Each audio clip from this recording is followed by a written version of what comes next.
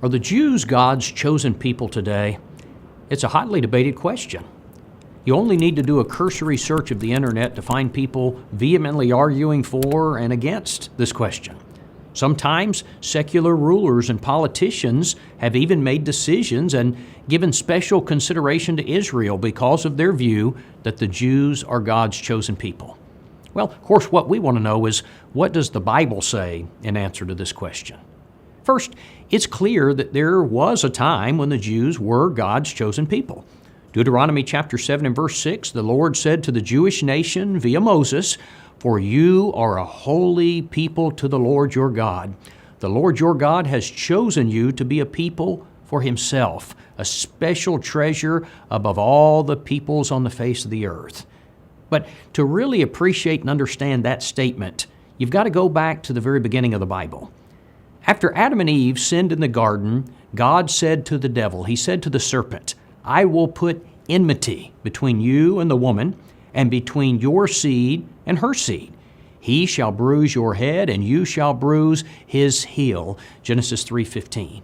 Now, the seed of the woman who would bruise the head of the serpent is a reference to Jesus Christ.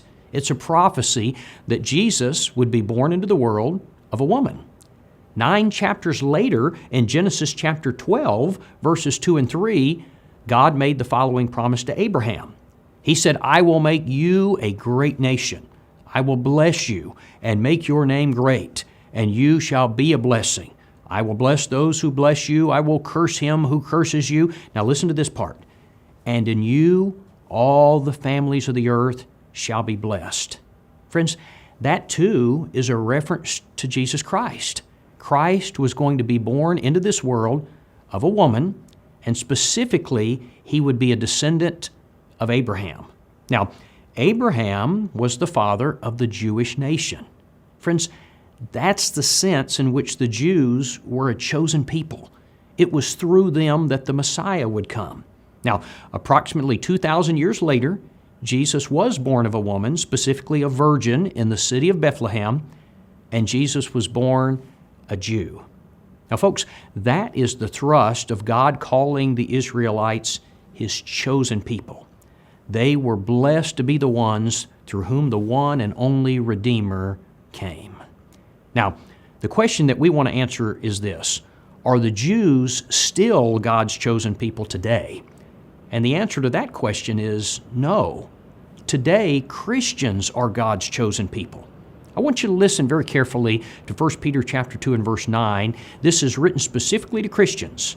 "But you are a chosen generation, a royal priesthood, a holy nation." Listen, his own special people. Verse 10 says this, "Who once were not a people, but are now the people of God, who had not obtained mercy, but now have obtained mercy." So, who are the children of God today? Friends, it is not the nation of Israel. It is not those who are biologically Jews. Listen to Colossians 3:11. It says that in Christ there is neither Greek nor Jew. Now, what's the point? You see, your biological heritage is irrelevant today with regard to being a child of God. Listen to Galatians chapter 3. "For you are all sons of God through faith in Christ Jesus. For as many of you as were baptized into Christ have put on Christ. There is neither Jew nor Greek. There is neither slave nor free. There is neither male nor female, for you are all one in Christ." Now listen very carefully to verse 29.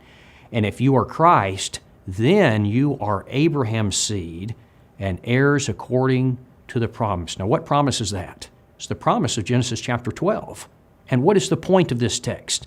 Friends, here's the point. Today in the Christian age, anyone can be one of God's chosen children. It's not according to your biological birth. It's based on the new birth. It's based on obedience to the gospel and putting the Lord on in baptism. If you will do that, then you'll spiritually be a descendant of Abraham. And most importantly, you'll be a child of God.